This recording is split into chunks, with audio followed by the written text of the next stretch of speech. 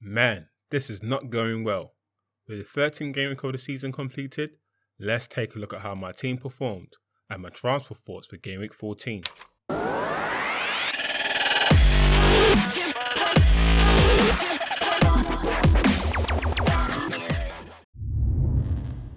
Ahead of game week 13, in addition to transfer Mendy out for Lewis Dunk, I decided to take a -4 hit and bring in Everton midfielder Richarlison.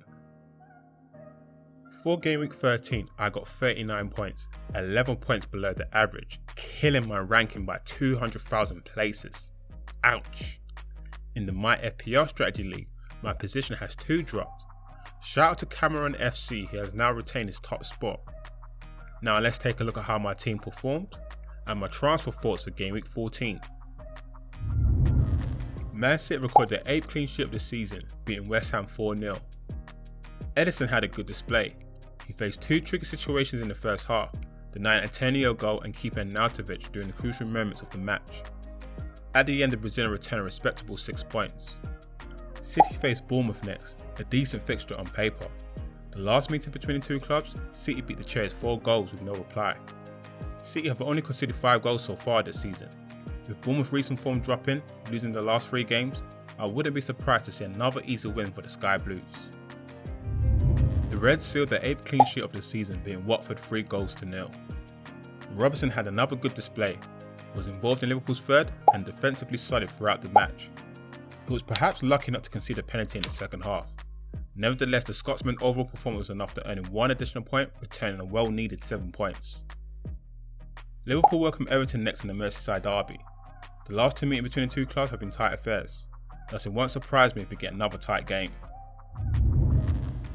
Wolves have gone 5 games without a win, losing 2-0 to Huddersfield. DOHERTY didn't have the best of games. He was out fought for Huddersfield goal, failing to track back the fullback's run. He struggled to produce his usual spark in attack, only recording 1 attempted assist. At the end, for conceding 2 goals, the Irishman only returned a single point. Wolves travel to Cardiff next, before they play a tough home match against Chelsea.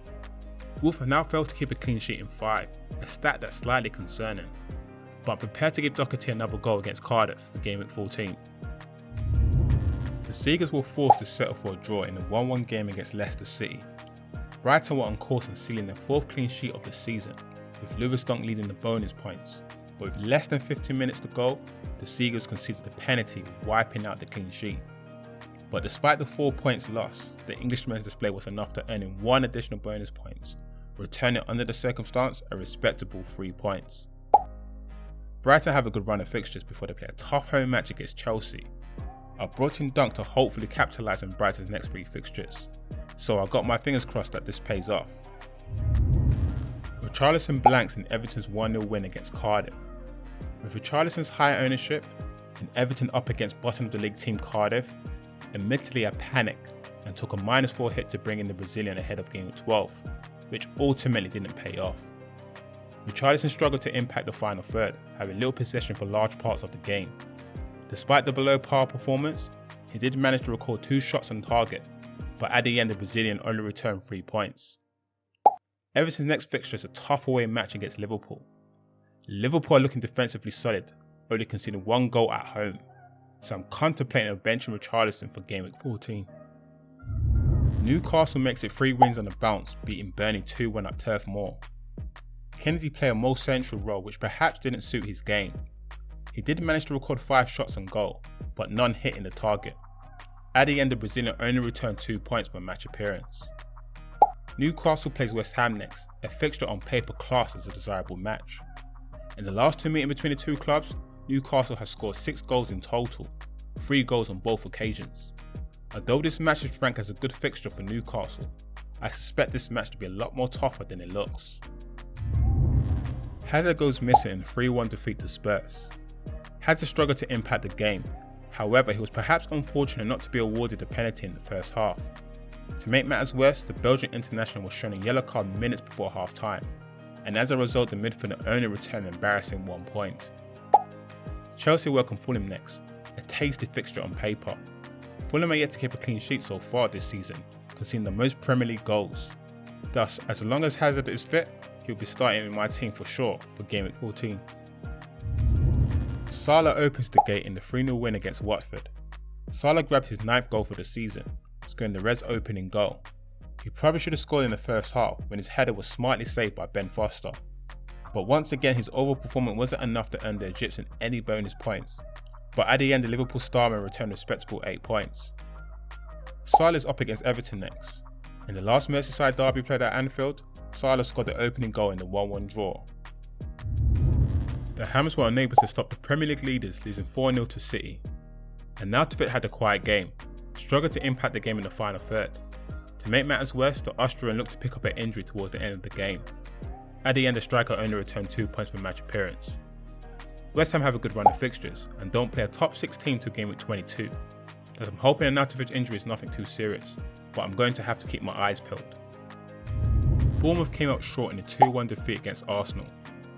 Wilson struggled to impose himself in the match, only recording 1 shot attempt on goal.